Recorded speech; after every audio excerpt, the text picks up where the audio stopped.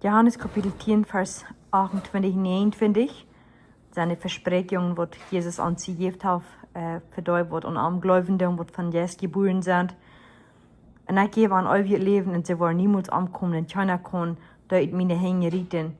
Mein Vater, der mir gegeben hat, als die Rat raus alles in China kommen, meinem Vater, der ich die Hänge rieten.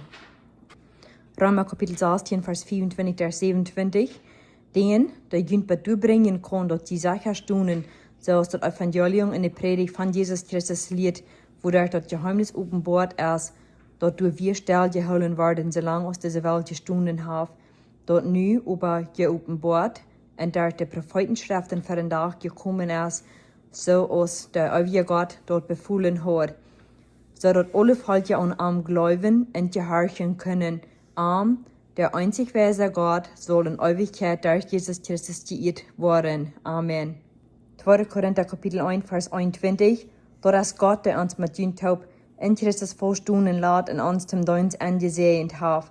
Er hat uns für sich gestanden, weil er hat uns seinen Jesus und uns Wort gegeben als eine Garantie für dort, was noch kommen soll.